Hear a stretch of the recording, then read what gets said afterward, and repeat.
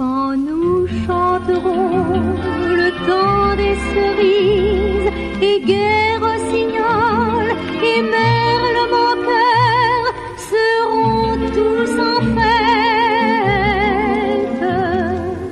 Les belles auront la folie en tête et les amoureux du soleil au cœur.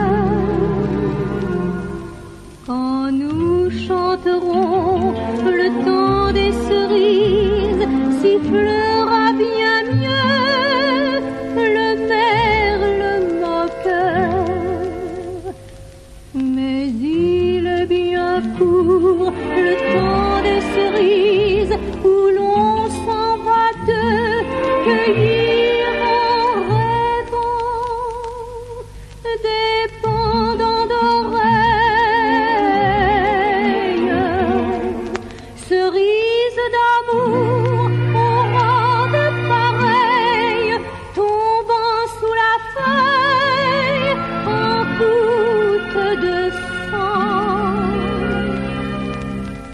Mais il est bien court le temps des cerises, pendant de corail qu'on cueille en rêvant. Radio Libertaire, la voix de la Fédération anarchiste, sans Dieu, sans maître, sans pub, à Racaille, la 34e avec ce matin à la régie Maïté. Et au poste de combat, Robert, Jean est en train de pêcher de la langouste mayonnaise du côté du Mont-Saint-Michel.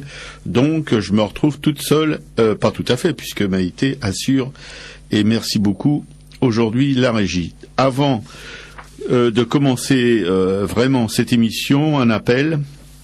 Le foyer David d'Angers dans le 19e, métro Danube, place des Fêtes, est encerclé par les keufs depuis ce matin pour en expulser les sans-papiers. Donc les camarades qui sont là-bas, qui sont au charbon, lancent un appel pour que tous ceux qui sont libres de leur mouvement puissent se rapatrier dans le secteur du métro Danube, place des Fêtes, au foyer David d'Angers pour donner un coup de main, pour faire du nombre, afin que ça passe pas encore à la casserole et qu'on en parle un peu plus que d'habitude. Voilà, je répète, au foyer de sans-papiers David d'Angers dans le 19e est actuellement encerclé par les keufs qui veulent en expulser les hébergés. Donc les camarades qui sont sur place demandent à tous ceux qui en ont la possibilité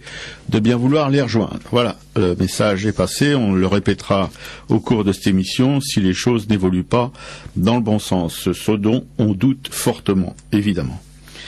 Bien, cette semaine, Jean n'est pas là, ni Raymond Lascience, pour causer dans le poste des turpitudes de nos hommes politiques. J'aurais bien du mal à le remplacer, sauf que je peux quand même évoquer brièvement la prestation télévisée du fils de l'inutile de l'Élysée, qui a donné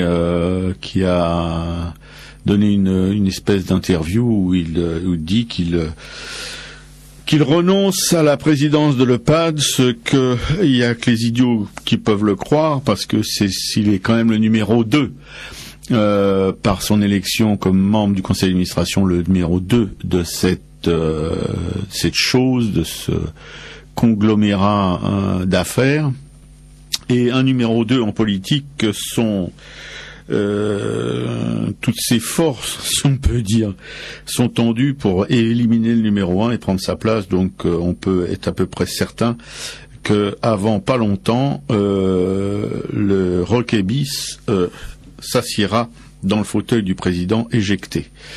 Deuxième pétarade de cette éminente majorité de rien, c'est le sous-ministre Besson, le perfide, le vilain, qui veut réunir, je ne sais pas, une conférence extraordinaire, enfin un colloque, une commission, enfin toutes les toutes les stupidités habituelles pour causer de comment on dit ça, l'identité nationale. Oui, c'est un truc un peu, enfin, bref. Ça veut dire une manière un peu moins outrancière de s'occuper de ceux qui ne sont pas français, même s'ils travaillent en France depuis longtemps, même s'ils ont leur famille ici, etc., etc., etc. Une espèce de justice légale, quoi. Donc, il continue sa petite aventure de mercenaire de la répression, et on n'est pas plus étonné que ça de ce qui se passe dans ce gouvernement de gens pas très nets. C'est le moins qu'on puisse dire pour pas être trop insolent. Par les temps qui courent, c'est un petit peu pénible. Voilà, c'était 2 mots sur les turpitudes de nos gouvernants. Enfin, ils croient nous gouverner en tout cas, mais on risque de les décevoir un de ces 4 matins. Jean n'étant pas là, Raymond Lascience absent, je vais quand même il m'a préparé quand même des choses à dire dans le poste concernant ses interventions sur le monde de l'art passé, présent et à venir. Et aujourd'hui, c'est sur un bouquin, l'œuvre, écrit par Émile Zola, 1840-1902, et l'œuvre a été éditée en 1886. Un bouquin qui évoque la vie et les misères d'un artiste peintre fortement inspiré par j'ai un trou énorme, enfin bref, inspiré par Cézanne, voilà, parce qu'ils étaient 2 grands potes, Émile Zola et Cézanne, tous 2 d'Aix, et Cézanne, Émile Zola s'est inspiré de la vie de Cézanne pour écrire ce bouquin. La conséquence a été qu'ils se sont fâchés. C'est la seconde fois que nous allons lire un extrait de l'œuvre dans Arakaï. Le jour de son mariage, Claude Lantier, le héros du bouquin, c'est-à-dire en filigrane Cézanne, rend visite au sculpteur Mahoudeau au moment où il démoule la statue qu'il doit présenter au salon. Celle-ci s'écroule au grand désespoir de l'artisan, on peut le comprendre. Nom de Dieu, ça se casse. Elle se fout par terre. En dégelant, la terre avait rompu le bois trop faible de l'armature. Il y eut un craquement, on entendit des os se fendre. Et lui, du même geste d'amour dont il s'enfiévrait à la caresser de loin, ouvrait les 2 bras, au risque d'être tué sous elle. Une seconde, elle oscilla, puis s'abattit d'un coup sur la face, coupée aux chevilles, laissant ses pieds collés à la planche. Claude s'était élancé pour la retenir. « Bougre, tu vas te faire écraser !» Mais, tremblant de l'avoir s'achevé sur le sol, Mahoudeau restait les mains tendues. Et elle lui sembla lui tomber au cou. Il la reçut dans son étreinte, serra les bras sur cette grande nudité vierge qui s'animait, comme sous le premier réveil de la chair. Il y entra, la gorge amoureuse s'aplatit contre son épaule, les cuisses vinrent battre les siennes, tandis que la tête détachée roulait par terre. La secousse fut si rude qu'il se trouva emporté, culbuté jusqu'au mur, et, sans lâcher ce tronçon de femme, il demeura étourdi gisant près d'elle. « Ah, bougre !» répétait furieusement Claude, qu'il croyait mort. Péniblement, Mahoudeau s'agenouillait, il éclata en sanglots. Dans sa chute, il s'était seulement meurtri le visage. Du sang coulait d'une de ses joues, se mêlant à ses larmes. « Chienne de misère, va ! Si ce n'est pas à se ficher à l'eau que de pouvoir seulement acheter 2 tringles. » Et la voilà. La voilà. Il parlait évidemment de sa statue par terre.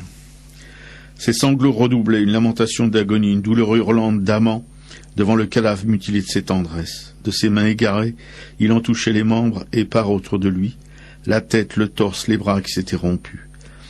Mais surtout la gorge défoncée, ce sein aplati, comme opéré d'un mal affreux, le suffoquait, le faisait revenir toujours là, sondant la plaie, cherchant la fente par laquelle la vie s'en était allée. Et ses larmes sanglantes ruisselaient, tachaient de rouge les blessures. « Aide-moi donc » aboya-t-il. « On ne peut pas la laisser comme ça. » L'émotion avait gagné Claude et ses yeux se mouillaient eux aussi, dans sa fraternité d'artistes. Il s'empressa, mais le sculpteur, après avoir réclamé son aide, voulait être seul à ramasser ces débris, comme s'il eût craint pour eux la brutalité de tout autre. Lentement, il se traînait, à genoux, prenait les morceaux un à un, les couchait, les rapprochait sur une planche. Bientôt la figure fut de nouveau entière, pareille à une de ces suicidés d'amour qui se sont fracassés du haut d'un monument et qu'on recolle comique et lamentable pour les porter à la morgue. Lui, retombé sur le derrière devant elle, ne la quittait pas du regard, s'oubliait dans une contemplation navrée. Voilà, l'œuvre, c'est un petit bouquin qui a bouleversé mon adolescence. L'œuvre est disponible chez Gallimard Folio Classique pour moi 5 €. Vous pouvez commander le livre à la librairie Publico, 145 rue Amelot, dans le 11e. La librairie Publico où on vous renvoie à chaque fois qu'on évoque un bouquin.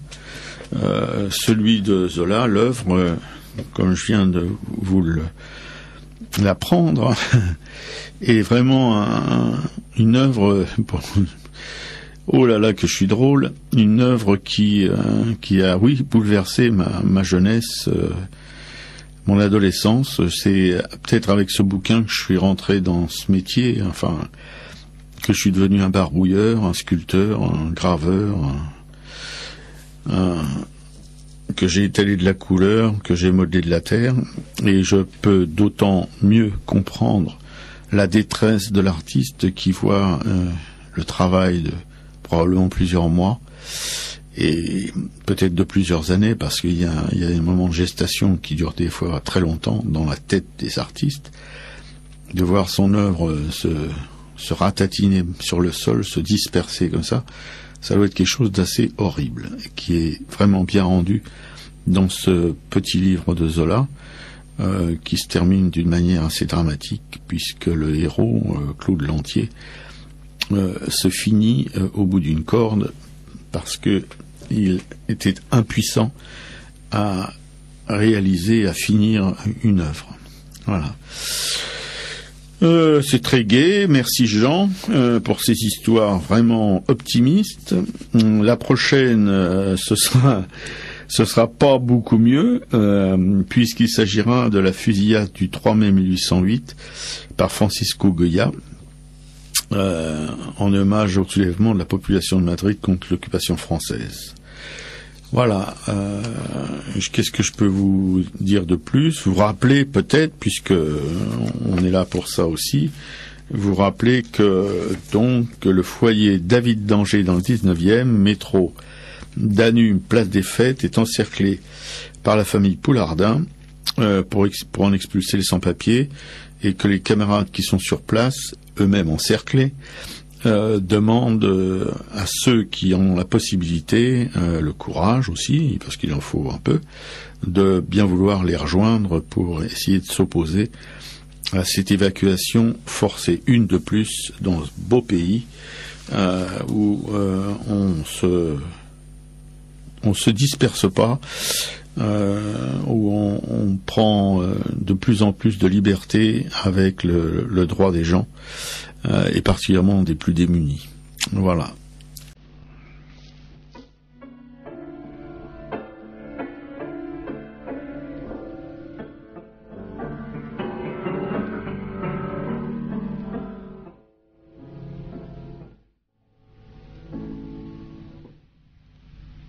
Je t'ai rencontré.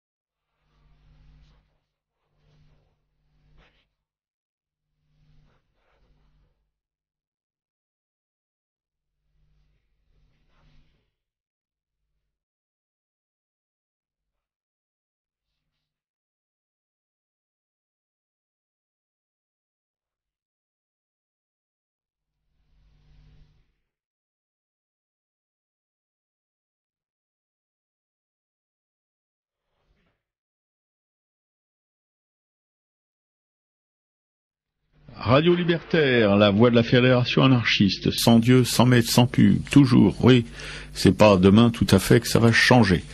À Racaille, la 34e, avec Maïté à la technique, merci Maïté, Robert qui cause dans le poste, Jean qui est à la pêche, à la langouste mayonnaise du côté du Mont-Saint-Michel. Profite bien Jean, profite bien, on t'attend. Ton retour va être un peu laborieux. Bien, quelques annonces. Forum débat à Publico à 16h30 samedi avec Jean-Paul Alonso autour du guide de la révolution non violente. Donc Publico, libraire du Monde Libertaire, 145 rue Amelot, Paris 11e, métro République, Aubercamp, Fille du Calvaire, tout ça. Voilà, la librairie vous remercie d'avance de votre participation à ce forum débat, donc à 16h30 samedi, et concernant le guide de la révolution non violente. Pas mal une révolution non violente, moi j'aime beaucoup cette idée. Et puis l'association pour l'Estampe et l'art populaire a le plaisir de vous inviter le jour des morts à Paris. Calaveras des artistes de l'association et offrandes mexicaines du 30 octobre au 8 novembre 2009, tous les jours de 15h à 20h. Ça se situe 49 bis rue des Cascades, donc 20e, métro Jourdain. Je peux vous donner le téléphone 01 47 97 05 35 et le site www.estampe-artpopulaire en un seul mot.com. Voilà. Je vous rappellerai peut-être ça au cours de l'émission. C'est un lieu d'expo vraiment sympa où les sympa, convivial, voilà, c'est petit, c'est dans un quartier rigolo, dans une rue à un nom aussi un peu étrange à Paris, la rue des Cascades. Il devait y en avoir dans le temps, je sais pas si ça existe ici, je n'ai pas remarqué qu'il y en avait encore une, mais bon. Voilà. Maintenant, nous allons passer donc à l'histoire de l'art. Concocté toujours par notre cher Jean, qui m'a laissé donc du boulot. Histoire de vie, histoire d'artiste, histoire de chef-d'œuvre, La Bohémienne par Franz Hals, 1580 ou 85, parce qu'on ne sait pas très bien, on ne connaît pas tout à fait la date de sa naissance. Est-ce que c'est vraiment important? Par contre, on connaît la date de sa mort, 1666. Est-ce que c'est ça aussi vraiment important de connaître les dates de naissance et de mort des gens? Enfin bref, il a peint la Bohémienne en 1628. Et c'est un artiste dont on ne sait presque rien de ses débuts. Même sa naissance, donc, est pas tout à fait homologuée. Elle peut être de 1580 à 1585, et je répète, qu'est-ce qu'on en a à battre? Et qu'on ne sait même pas si elle a eu lieu à Anvers ou à Harlem. Ça aussi, c'est pas vraiment important. Pour moi, ce qui est important, c'est ce qu'il a fait, c'est son œuvre. Et ça, oui. Il n'y a pas besoin d'y mettre une date de naissance, de mettre un lieu de naissance. Si on l'a, bon, on l'a. Si on l'a pas, on va pas en mourir. La légende longtemps répandue selon laquelle il aurait été un bohème s'adonnant à la boisson et à la débauche est contredite par ses portraits des citoyens les plus éminents de Harlem. On se doute bien qu'à cette époque-là, si on était un vrai débauché et un vrai bohémien, les citoyens éminents ne vous sollicitaient pas pour peindre leur tronche. Mais il est vrai que son existence fut plutôt agitée. Son tempérament de bon vivant et sa générosité lui vaudront de connaître toute sa vie une situation matérielle précaire, qui le contraindra à déménager continuellement, faute de pouvoir régler l'arriéré de ses loyers. Il n'y a pas grand-chose qui ont changé dans le monde, dans le microcosme artistique depuis Franz Hals. Où en étais-je donc? Voilà, un atelier. Mais ses élèves se contentaient de le plagier à outrance, ce qui rend d'ailleurs malaisé l'identification de certaines toiles. Il faut préciser aussi qu'il avait eu 10 enfants de sa deuxième femme, dont 6 devinrent dépeints. Waouh. Mais disons, c'est prolifique, hein, plus prolifique pour faire les enfants que pour peindre d'ailleurs. Tout ce beau monde l'abandonna, la vieillesse venue, ça c'est pas nouveau non plus. Et si l'on ne sait rien de ses débuts, on sait qu'il termina ses jours dans la misère à l'hospice des vieillards de Harlem. Ouais, ça c'est à peu près la destinée du plus grand nombre maintenant aussi. Sa production ne semble pas avoir été considérable. Non, il faisait pas beaucoup d'enfants, mais 250 tableaux pour un demi-siècle d'activité. C'est quand même pas un demi-siècle d'activité. 250 tableaux, ça dépend de la grandeur des tableaux, etc., etc., etc. C'est pas vraiment un critère. À la vision de chacun de ses portraits, on devine qu'il était prodigieusement habile à saisir la ressemblance. Ses toiles les plus célèbres, le Joyeux Buveur ou la Bohémienne, sont d'une vivacité d'expression et d'une virtuosité absolument étourdissante, plus étourdissante que mon élocution en tout cas. Avec une sûreté exemplaire, l'artiste y saisit tout à fois l'expression des visages et la luminosité de l'atmosphère dans laquelle il baigne, créant l'ensemble d'un seul mouvement. La touche est directe, franche, sans reprise ni glacis, brisée, presque papillonnante, mais suffisamment soutenue pour dépasser l'impression d'esquisse. Oui, ça, quand on regarde un Frans Hals, on n'a pas l'impression que c'est de l'esquisse, mais bien de la peinture, finie. Dans le tableau qui nous intéresse aujourd'hui, la Bohémienne, une jeune femme gironde, un brin désinvolte, au regard en biais et au sourire narquois, est représentée en buste et de face. Tête nue, les cheveux épars sur les épaules. Sa tenue ordinaire est débraillée et un décolleté généreux laisse voir de très plaisantes rondeurs. Oui, ça je peux. Mais Jean vous mettra probablement la reproduction sur le site, sur le blog d'Arakai. Le rosé de son visage franc contraste avec le blanc de sa chemise. Elle se détache sur un arrière-plan esquissé, imprécis, qui laisse à penser qu'il s'agit sans doute d'un effet de portrait peint en plein air. Tout dans ce portrait a longtemps laissé supposer qu'il s'agissait d'une jeune personne de mœurs plutôt légères. Et alors, il faut dire que les dames respectables de ce temps dissimulaient leurs cheveux sous des coiffes amidonnées et portaient avec raideur fraises et corsages boutonnés très haut. Ouais. Mais les acquis de mai 68 sont passés par là. Pas par l'époque de Frans Hals, mais plutôt par ici. Et je suis plutôt enclin à penser que la trivialité et la sensualité affichées par la Bohémienne sont l'allégorie d'une toute simple et éclatante joie de vivre. Ça, je suis absolument d'accord avec toi, Jean. La Bohémienne est visible au musée du Louvre.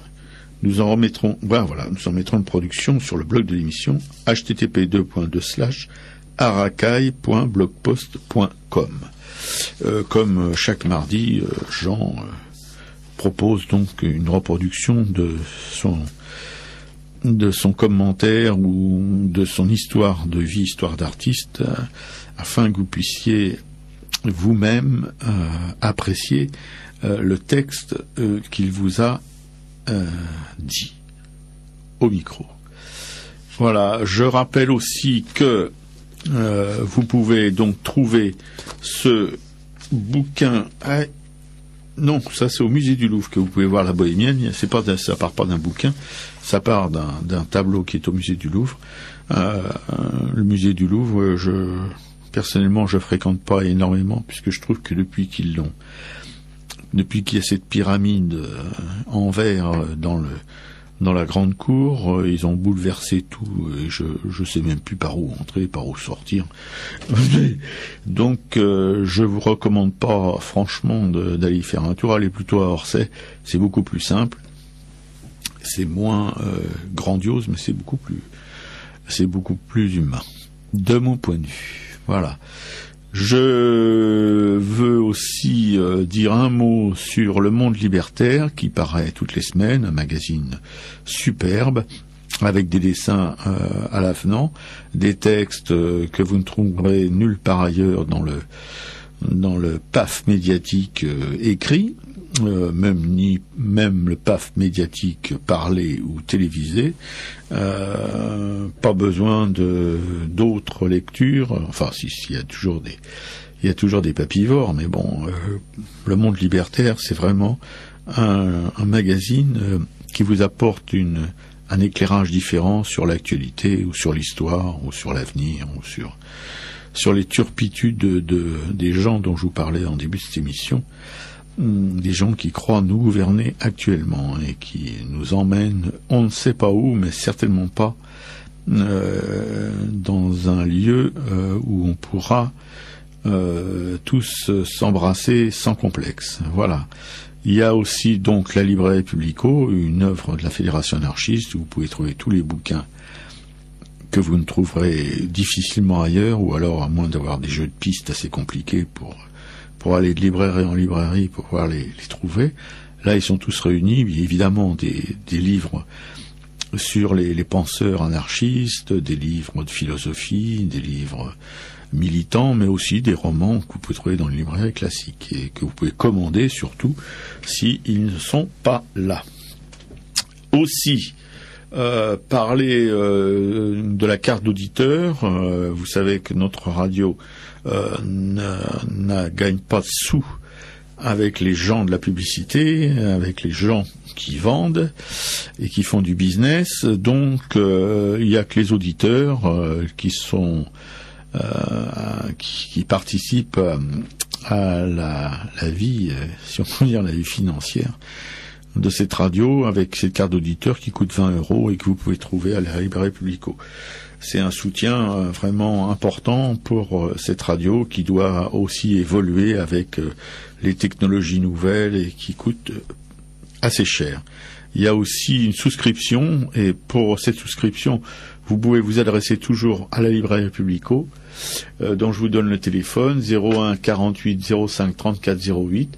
Une souscription à partir de 5 € par mois. Voilà, c'est aussi un acte militant de la part des auditeurs qui aiment cette radio et qui veulent qu'elle soit toujours vivante.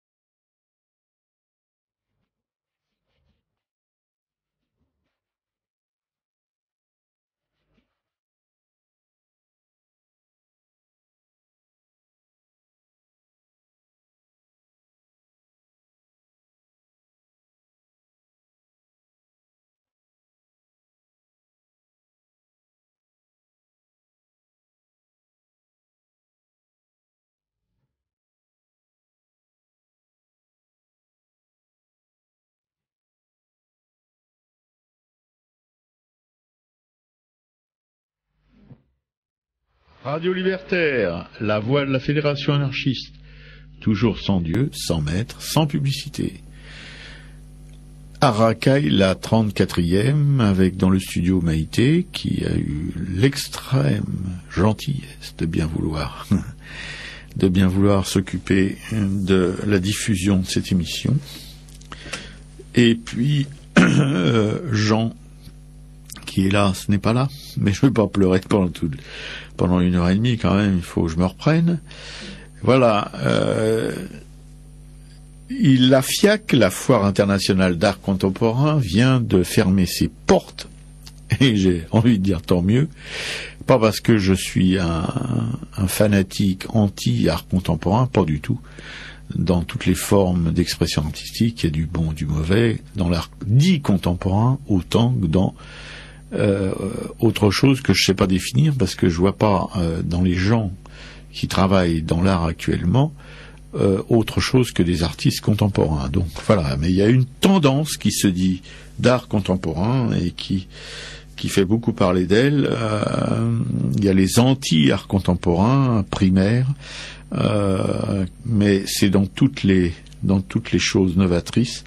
Il y a toujours des réactions, la réaction, on appelle ça, des fois un petit peu lourde, un petit peu prégnante. Je ne fais pas partie de ces gens-là, bien que je remarque dans les choses dans les manifestations comme la FIAC, une espèce d'impérialisme quand même assez fatigant. Mais bon. Et je vous parle de la FIAC, je ne sais pas si certains parmi vous y sont allés, parce qu'il y a un autre événement beaucoup moins prestigieux qui se situe place de la Bastille et qui est... alors je me souviens plus comment ça s'appelle cette manif, mais enfin bon, ça commence aujourd'hui, je crois, ou demain. Non, aujourd'hui, le 27, et ça se termine dimanche prochain.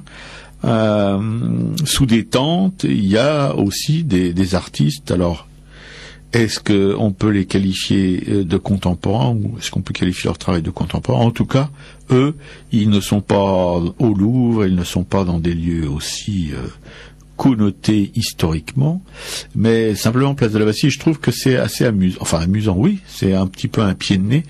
Parce que place de la Bastille, ça évoque plutôt des moments de l'histoire assez forts, de liberté, d'égalité et de fraternité, ce qui n'est pas le cas du Louvre, et que l'art, un art beaucoup moins prestigieux, enfin d'après les critères qui permettent de juger de ces choses-là, peut se montrer.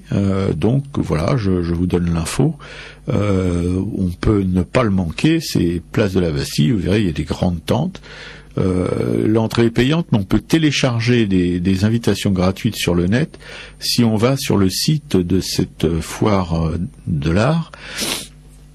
J'ai oublié les coordonnées, c'est dommage. Bon, enfin, si vous êtes un peu malin sur le net, vous pouvez trouver ça et vous pouvez télécharger les invites gratuites, parce que le prix autrement de l'entrée, je crois que c'est quand même entre 5 et 10 euros, donc c'est pas tout à fait gratuit. Voilà, j'ai des copains et des copines qui sont en train de montrer leur miche là-bas.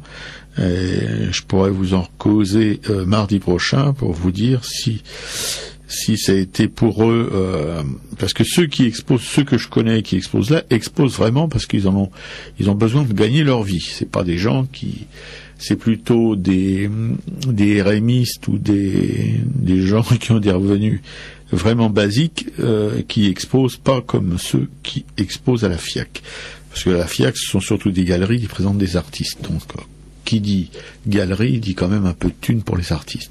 Tandis que cette foire qui est à la Bastille, cette foire de l'art, c'est surtout pour des artistes qui ne sont pas du tout dans les galeries ou très loin des galeries, et que les galeries fuient à toutes jambes pour des raisons qu'on ne peut pas expliquer vraiment. Voilà, j'ai fait ma petite BA concernant l'art, parce qu'à Racaille quand même, il faut de temps en temps, en dehors des extraits, des commentaires, des histoires de gens sur des artistes plus classiques et plus confirmés. Il se passe aussi actuellement des événements artistiques. Ah oui, je peux aussi, puisque j'ai du temps, puisque nous n'avons pas d'invité, puisque je suis tout seul avec Maïté, je peux aussi évoquer avec vous 2 marchés de la création à Paris. Toujours pareil, des marchés populaires où chacun des badauds viennent se promener le dimanche ou le samedi, éventuellement qui cassent leur tirelire pour acheter un petit dessin, pour acheter une gravure, pour acheter une sculpture, pour acheter un objet artisanal. Alors, le samedi, c'est le marché de la création place de la Bastille, tous les samedis, de, disons, 10h jusqu'à 19h. Où vous avez généralement une centaine d'exposants tous les samedis. L'hiver, il y en a beaucoup moins, mais au beau jour, il y en a beaucoup plus. Et puis, il y a aussi le marché Edgar Quinet à Montparnasse, le dimanche, mêmes horaires, où vous avez aussi, qui est moins important par le nombre de stands disponibles, mais qui est aussi par contre très performant pour les ventes. Il semblerait qu'à Montparnasse, il y ait plus de gens qui viennent pour acheter qu'à la Bastille qui viennent seulement pour se promener. Enfin, c'est 2 manifestations où on peut, si on est intéressé par la création, où on peut pour peu, oui, c'est ça, je répète, pour peu d'argent, acquérir des œuvres de taille modeste ou plus grande ou énorme, ça dépend, et éventuellement prendre des rendez-vous pour aller aller visiter l'atelier d'un artiste ou d'artistes qui acceptent volontiers ce genre d'invitation. Voilà. On va aussi rappeler. Ah oui, il faut que j'ai promis aux camarades qui sont du côté du foyer David d'Angers de répéter en boucle cette info, qu'il y a les gros bras de la tour pointue, autrement dit les keufs ou les poulardins, ou enfin ils ont tellement de noms d'oiseaux, je vais pas en faire le déroulé tout de suite. Le foyer David d'Angers dans le 19e, métro Danube, place des Fêtes, est encerclé donc par les archers de la tour pointue. Et pour expulser les sans-papiers qui sont abrités dans ce foyer, et alors les camarades qui sont sur place, eux-mêmes encerclés, demandent à ceux qui sont disponibles, qui sont chômeurs, ou qui bossent pas ce matin, ou qui ont zappé le boulot pour des raisons qui leur sont propres, rallient le foyer David d'Angers afin de s'opposer à cette nouvelle agression envers les gens les plus démunis, parce que quand on n'a pas de papier, quand on est dans un pays étranger, quand on fuit un pays où on risque de crever, et où on risque d'être envoyé quand on est expulsé. Voilà, on a besoin de sentir autour de soi des gens qui partagent pas tout à fait les mêmes critères que nos gouvernants. Est-ce que j'ai bien suivi ma pensée? Parce que des fois, j'ai l'impression que je commence une phrase et puis j'en finis une autre. Mais ça, c'est le direct. Vous devez connaître si vous êtes des habitués de Radio Libertaire.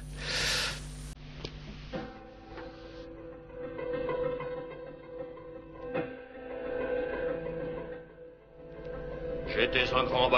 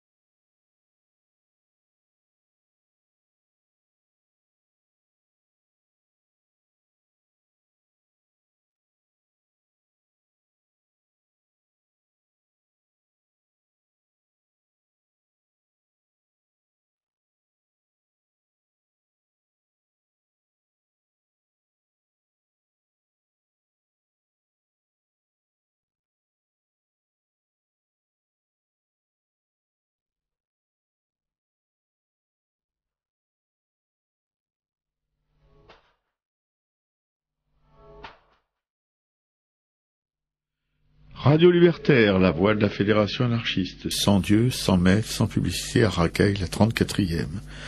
Sans Jean, avec Maïté à la régie. Et Robert qui cause dans le poste. Voilà. Je vous ai tout dit. Au revoir. Ah, ça serait bien si c'était terminé, mais non. J'ai encore 3 quarts d'heure à vous polluer les conduits auditifs et à ramer aussi pendant 3 quarts d'heure. Mais bon, c'est ça la radio. Quand mon partenaire est absent, et lui qui prépare si bien ses interventions. Et puis pas d'invité, évidemment. Sauf que, ah oui, la semaine dernière, nous avons eu un invité. Et quel invité! Le prix Femina 2008, Jean-Louis Fournier. Un écrivain. Oui, vous me direz, bon, bah, bien sûr, les mecs qui écrivent sont des écrivains. Non, justement. Il y a des mecs qui écrivent, et c'est la grande majorité, mais de mon point de vue, ce ne sont pas des écrivains. Ce sont des gribouilleurs. Il est très rare de trouver ou de lire des histoires bien écrites ou écrites, enfin de la littérature, quoi, voulais-je dire. Et Jean-Louis Fournier, c'est un écrivain, c'est-à-dire quelqu'un qui est capable de transformer en quelque sorte une réalité,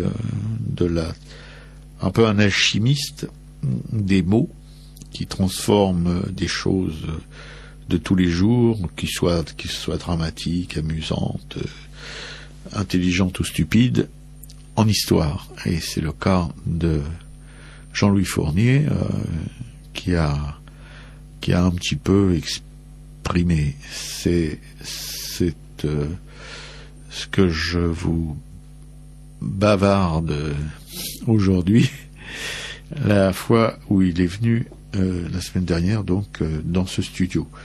Il y a j'ai relevé qu'il disait, je me souviens plus si c'est off ou on, que la plupart, il y avait une critique, et je suis assez critique moi-même envers les écrivains français ou prétendus tels, qui sont un peu nombrilistes. Et Jean-Louis Fournier exprimait que tous les écrivains parlent d'eux-mêmes. Je ne suis pas... il n'est pas là pour répondre, mais j'ai un point de vue un peu différent, parce que j'y ai réfléchi, évidemment. Quand un écrivain pose un postulat comme celui-là, ça donne à réfléchir. Et je me dis que Stephen King, par exemple, si ses écrits sont autobiographiques, quelle vie. Là, je plaisante, j'avais envie surtout d'évoquer ce passage de ce vrai écrivain dans le studio, et pour son dernier livre, Dis papa où on va, ou j'espère que je donne le titre exact, qui lui a valu le prix Femina. Je prends la permission ou la liberté de vous dire qu'il c'est un livre à acheter, marqué personne, les nombreux lecteurs, 500 000 je crois, qui ont acheté ce livre, n'ont pas attendu mon commentaire pour le faire, mais bon, je peux quand même insister sur ce roman, comme tous les écrits de Jean-Louis Fournier, qui sont des morceaux de littérature, de vraie littérature. Voilà, j'ai fait mon petit commentaire, je me la suis joué. Et maintenant, histoire de vie, histoire d'artiste, histoire de chef-d'œuvre, pas de Jean-Louis Fournier cette fois-ci, mais de Francisco Goya, La fusillade du 3 mai 1808, qu'il a peint en 1814. Francisco Goya, bon, je donne ses dates de naissance pour ceux que ça intéresse, les fervents ou les accros de l'état civil, 1746-1828. C'est écrit par Jean, qui est, je vous le rappelle, à la pêche à la langouste mayonnaise du côté du Mont-Saint-Michel. Comme nombre de grands peintres, Goya était relativement précoce, puisqu'il a tout juste 14 ans quand il entre en apprentissage chez José Luzan. Je ne sais pas si ça se prononce comme ça, je suis pas très fort en langues étrangères. Il va y faire pendant 4 ans des copies de plâtre et de gravure. Très bon apprentissage, et rien ne laisse présager la peintre exceptionnelle qu'il deviendra. Oui, ça arrive, tout le monde n'est pas Rimbaud ou tout le monde n'est pas Picasso, hein. Quoique les premières œuvres de Picasso, contrairement à ce que nous racontent les critiques, n'étaient pas, de mon point de vue, des chefs-d'œuvre. Par 2 fois, il échoue au concours de l'Académie des Beaux-Arts de San Fernando à Madrid. C'est manifestement un voyage en Italie. Ah, l'Italie. Et la découverte à Naples des caricatures populaires de Gaspare Traversi, puis les œuvres du Corrège à Parme, qui va faire office de déclencheur.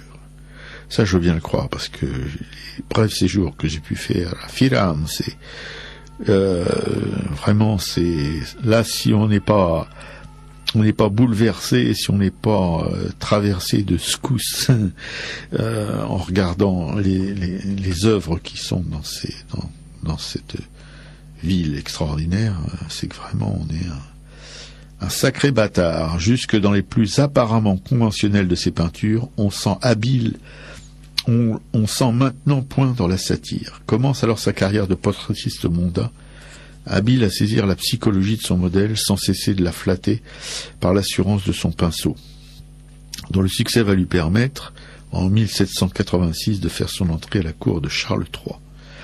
2 ans plus tard, à la mort du roi, son successeur, Charles IV, quelle originalité, nomme Goya peintre de la Chambre, distinction suprême qui lui permet d'accéder à l'intimité de la famille royale. Pauvre vieux Goya. Sa gloire est maintenant éclatante et Francisco dissimule soigneusement ses angoisses. Pourtant, parmi les cartons des 4 saisons exécutées pour la manufacture royale, son panneau de l'hiver frappe par son inquiétude sous-jacente. Un champ de neige est balayé par le vent. Tout y est immobilisé dans le froid de la tempête, du soldat quasiment statufié au mulet, porteur d'un porc égorgé qu'on ne dégustera pas de sitôt. Des 5 figures humaines présentes, une seule a les yeux ouverts et se dirige vers nous. La composition est saisissante, véritablement exceptionnelle. Goya a atteint la plénitude d'un art qui fait de lui l'un des plus grands peintres de l'histoire. En 1812, la mort de sa femme déclenche chez lui de permanents et pénibles bourdonnements d'oreilles, et accroît encore son pessimisme et son sentiment d'isolement grandissant. La cruauté déjà présente dans son œuvre s'y déploie maintenant sans retenue. En 1814, en hommage au soulèvement de la population de Madrid contre l'occupation française, il peint avec un enthousiasme vengeur 2 de ses plus célèbres tableaux, le 2 mai 1808 et le 3 mai 1808 dans le second. Le 3 mai 1808, pardon. Dans le second, la fusillade des rebelles à bout portant, il dresse un terrifiant constat de la répression. La composition repose sur le contraste entre les condamnés terrorisés, massés en une foule informe presque inhumaine, et la ligne rigoureuse du peloton d'exécution. Toute la lumière jaillit du vêtement blanc d'un homme qui crie. La volonté émotionnelle trouve dans cette œuvre sublime une expression plastique inédite et fulgurante que les romantiques retrouveront sans toutefois l'égaler. C'est du très très grand art. La fusillade du 3 mai 1808 est visible au musée du Prado. Nous en mettrons une reproduction sur le blog de l'émission http://arracaille.blogpost.com. Voilà, c'était le papier de Jean sur Francisco Goya. Dommage que je ne sais pas si la commune de Paris a eu son Goya, je ne crois pas. Courbet aurait pu être le Goya de la commune de Paris, mais apparemment les fusillés, le mur des fusillés l'a pas inspiré, et c'est dommage, parce que ça aurait pu être aussi un témoignage de cette atroce répression qui a eu lieu à l'issue de la commune de Paris, un massacre perpétré par les Versaillais dont le leader charismatique, le père Thiers, a laissé un souvenir assez déprimant dans nos petites tronches d'un art contemporain. Et c'est gentil ce que je raconte là, parce qu'on peut dire que vraiment là, on a eu l'exemple de ce que peut être ce que peuvent être des gens, des conservateurs, quand ils sentent le vent du boulet d'une révolution populaire. Voilà.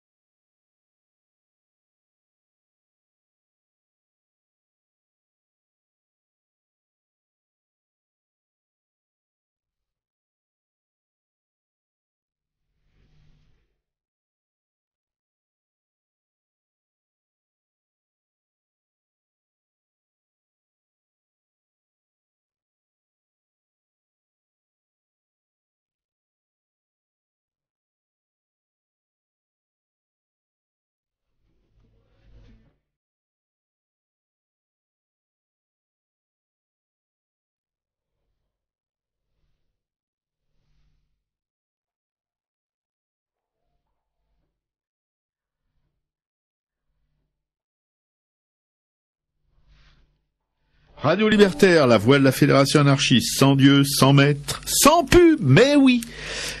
Pas d'inquiétude de ce côté-là, on restera sur ce plan. Et notre petit feuilleton de la répression des sans-papiers se poursuit. Nous avons eu un coup de fil d'Abdallah avec ce message: le foyer est vraiment cerné par les flics, plus personne ne peut rentrer, même pas les journalistes. Là ça devient un peu plus curieux, et des résidents ont été amenés au commissariat de Clignancourt. Voilà, on en est pour l'instant. Donc c'est bien une expulsion, enfin une répression musclée, mais depuis que on est vraiment, enfin les gens qui s'occupent de ces choses-là sont vraiment devenus des spécialistes. On a des fois un peu peur que ça devienne une habitude chronique. Enfin, c'est bien parti pour devenir une habitude chronique, surtout depuis que ces 3 Afghans ont été embarqués à Orly, retour au pays, avec comme lot de consolation 2000 € chacun, un petit hôtel dans le centre de la capitale afghane, Kaboul, mais d'après des journalistes de Libération, ces 3 expulsés sont terrorisés à l'idée de devoir rester là et ils ont peur de tout simplement être tués soit par les talibans, soit par d'autres pistoleros qui circulent assez librement dans ce pays. Donc voilà, ces gens, je ne sais pas quels gens sont dans ce foyer cerné par les flics, mais probablement qu'ils sont pas venus en France pour se faire entretenir, mais simplement pour bosser, pour améliorer un peu leur vie de merde. Et c'est comme ça qu'on les reçoit, qu'on les expulse, après les avoir bien traits, parce que le patronat militant, les troupes de choc du sarkozysme ne sont pas les derniers à exploiter cette main-d'œuvre bon marché. Oui, à l'exploiter d'une manière éhontée, quand il les paye en tout cas, parce que j'ai un ami qui travaille dans la restauration et qui pourrait vous en raconter des bien bonnes là-dessus. Voilà. Donc on est bien toujours en Sarkozy, il n'y a aucun doute là-dessus. D'un côté, on essaye de pistonner le fiston pour qu'il prenne le contrôle du plus gros centre d'affaires d'Europe, avec les millions du béton qui vont avec. Et de l'autre côté, on a des ouvriers, des sans-papiers, des démunis qui sont cernés par les flics, emmenés dans les commissariats pour des contrôles d'identité et probablement après direction d'un camp de rétention avant un retour au pays. Merci, messieurs nos gouvernants. On est vachement fiers de vivre cette belle époque qui en rappelle d'autres beaucoup moins drôles encore, mais on est sur le chemin de la route pour essayer de les égaler. Voilà. Quelques expos, toujours par notre camarade Jean, qui je suppose profite bien des plages de Bretagne. C'est vrai que marcher dans le sable, ça fait du bien aux mollets. Et respirer l'air salin et vivifiant, comme dans Astérix, on peut le dire. Bon, j'espère que les poissons qu'il peut manger, il ne les loue pas, et que les langoustes mayonnaise se laissent faire en un peu moins de temps que ce qui m'a laissé supposer dans un mail vraiment... bref, je n'en dirai pas plus, je ne vais pas tout vous raconter, parce que il y a des choses quand même qui relèvent d'une certaine intimité. Voilà, expo à ne pas manquer, Art de l'Islam, chef-d'œuvre de la collection Khalili, à l'Institut du monde arabe, 1 rue des Fossés Saint-Bernard, 75 005, Paris, jusqu'au 14 mars 2010. Une sélection de 471... Alors, je répète, une sélection de 471 pièces, manuscrits, tentures et tapis, céramiques et verres, métaux et orfèvrerie, bijoux et lacs, boiseries et pierres dures, issues de la fabuleuse collection d'art islamique de Nasser Khalili, qui montrera et expliquera ce qu'est l'art islamique selon un parcours original organisé en 3 entités distinctes, foi, sagesse et destinée, qui témoignent de la relation entre l'art et le sacré, l'atelier des mécènes, calife, émir, khan et sultan, qui rend compte du développement des arts de cour, lesquels élaborent les modes du paraître et accessoirement servent de modèle à la société civile, et enfin, un univers de formes et de couleurs qui explore le foisonnement de la création pour la satisfaction des sens comme un avant-goût du paradis. Ouais. Bon, encore une histoire de foi.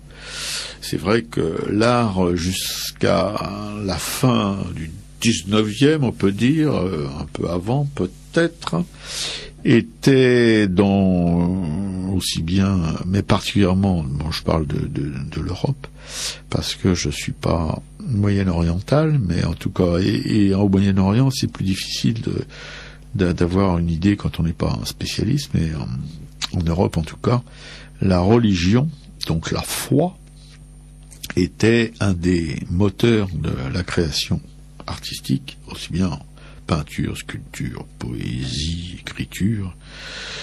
Il y avait, enfin, l'écriture peut-être un peu moins, les écrivains se sont émancipés plus tôt que les plasticiens et les sculpteurs, mais jusqu'aux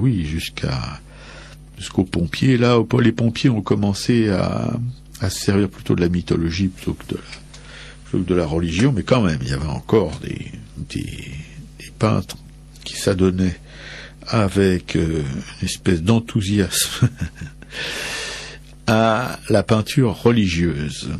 Bon, heureusement, ça les a quittés. Et oui, ça donne l'occasion de parler de Clovis Trouille, qui a été, lui, par contre, un peintre contemporain qui a créé des toiles où la religion était vraiment présente et prégnante, mais pas tout à fait à son avantage. Merci Clovis. Voilà, je répète donc mes petites histoires d'annonces. Forum débat à 16h50 avec Jean-Paul Alonso, auteur du guide de la révolution non violente. Ça, c'est un bon plan, la révolution non violente. Vraiment, ça, c'est les massacres ras à la casquette, vive la fleur au fusil, comme dirait l'autre. Librairie du Monde Libertaire, 145 rue Hamelot, Paris 11e, métro République, Oberkampf ou Fille du Calvaire. Donc, une conférence, un forum débat plutôt, à Publico. Puis, plus modestement, l'association pour l'estampes et l'art populaire, une association vraiment sympa, qui va profiter de cette espèce de chose consacrée aux morts, encore une espèce de un Roland de religion du 30 octobre 2009, galerie ouverte tous les jours de 15h à 20h, Calaveras des artistes de l'association et offrandes mexicaines, le jour des morts à Paris. Voilà. L'association se trouve 49 bis rue des Cascades, 75 020 Paris, métro Jourdain, et le téléphone le 01 47 97 05 35 www.estamp-artpopulaire en un seul mot.com. Métro Jourdain, je répète. Voilà. Qu'est-ce que je peux vous dire d'autre que la librairie Publico est toujours heureuse de vous accueillir lorsque vous avez l'intention ferme d'acheter des bouquins, des journaux, des disques, c'est plus des disques maintenant, c'est là qu'on reconnaît le vieux con, des CD, des DVD, 145 rue Hamelot à Paris dans le 11e. Vous avez aussi, bien entendu, le Monde Libertaire toutes les semaines, qui vous donne qui vous présente une manière différente les événements politiques, sociaux, culturels, et puis aussi la radio qui a besoin de vos thunes sous la forme d'une carte d'adhérent à 20 € qu'on peut négocier rue Hamelot à la librairie Publico, et une contribution sous une forme de retrait tous les mois sur votre opulent compte bancaire qui commence à 5 € et qui peut aller jusqu'à vider votre compte si vous en avez le désir, si vous en exprimez le désir, ce qui peut sembler quand même un peu utopique, mais on ne sait jamais. Il y a toujours des gens qui ont des idées ou des instincts suicidaires, et pourquoi pas suicider un compte en banque. Voilà. Bien. Eh oui, ça, c'est...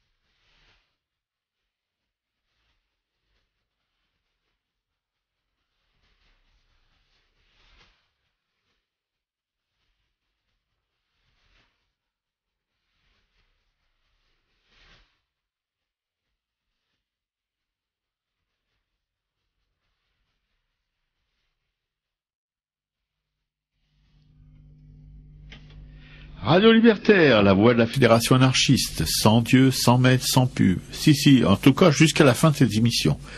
Arakaï, la 34e, avec à la régie toujours Maïté, qui fait des expériences intéressantes avec le net, etc. C'est d'ailleurs cette chanson, ce rock que vous venez d'écouter, elle l'a trouvé, elle l'a déniché sur Internet et elle a pu le retransmettre directement. Formidable, bravo Maïté. Voilà. Maïté qui est terrorisée à l'idée de parler dans le micro, alors que moi je suis obligé de baver pendant 1h30 presque non-stop. Bon, Michael Kenna, rétrospective à la BNF site Richelieu, 58 rue de Richelieu, 75 002 Paris, jusqu'au 24 janvier 2010. Une rétrospective en 210 photographies présente l'œuvre de ce photographe anglais. Je rappelle son nom, Michael Kenna. Mondialement célèbre, elle permet de mesurer l'évolution de son style, la liberté de son approche du paysage et le raffinement de ses tirages. Pas oublier qu'en photographie, le tirage, et je ne sais pas si c'est lui qui fait ces tirages, mais souvent les grands photographes ont des tireurs attitrés, et le tirage peut faire une magnifique photo. Si le tirage n'est pas exceptionnel, votre magnifique photo, vous pouvez la foutre à la corbeille. Kenna est d'abord un voyageur. Loin des phénomènes de mode et du programme et du dogmatisme esthétique, il bâtit une œuvre consacrée au paysage, photographiée en noir et blanc, enclos dans le format de la miniature. La présence humaine s'y inscrit en creux d'une manière étrange et fantomatique. Donc voilà, Michael Kenna, une rétrospective à la BNF, site Richelieu, rue de Richelieu à Paris, c'est pas difficile à trouver, et vous pourrez ainsi enrichir vos connaissances sur la photographie, qui est un médium très très intéressant quand c'est bien fait, comme pour tous les médiums. D'ailleurs, c'est la même chose, qu'il soit contemporain, qu'il soit ancien, qu'il soit futuriste, bref. Toutes les créations, à partir de quand elles sont vraiment pensées et bien faites, c'est toujours un plaisir pour les yeux et la tête.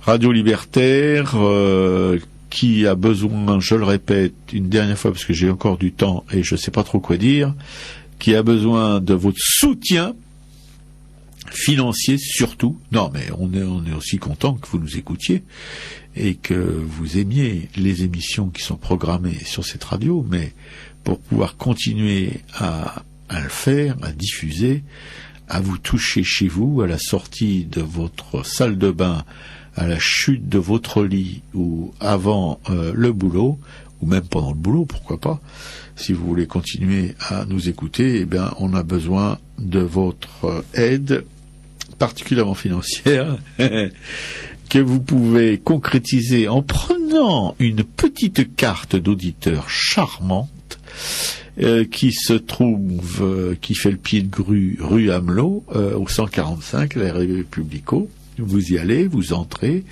et vous avez un charmant jeune homme qui s'appelle Laurent ou Max, à qui vous vous adressez et à qui vous demandez « Est-ce que je peux avoir une carte d'auditeur ?» en présentant un chèque ou un billet de 20 € ou plus, si vous en avez la disposition. Voilà. Et puis aussi une souscription qui a été lancée il y a déjà quelque temps, où on peut prélever sur votre cher compte bancaire une somme à partir de 5 € tous les mois. Vous imaginez, ça vous fait 60 € par an, il faut bien y penser. Il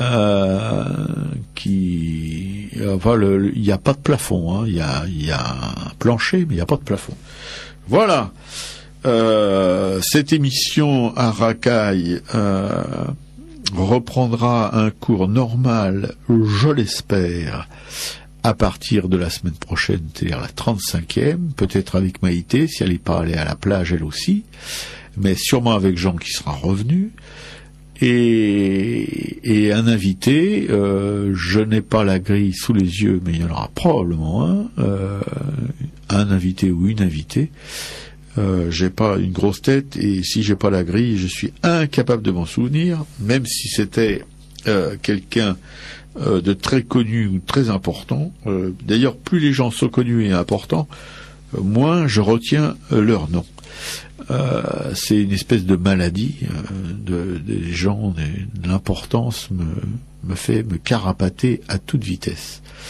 Voilà, donc je vous dis au revoir. On va terminer en musique parce qu'on a encore quelques minutes avant que l'autre émission arrive. On va finir en musique avec le temps des cerises pour nous rappeler que c'est une radio, c'est Radio Libertaire, c'est pas Radio Luxembourg. À la semaine prochaine. Merci de nous avoir écoutés et bon vent.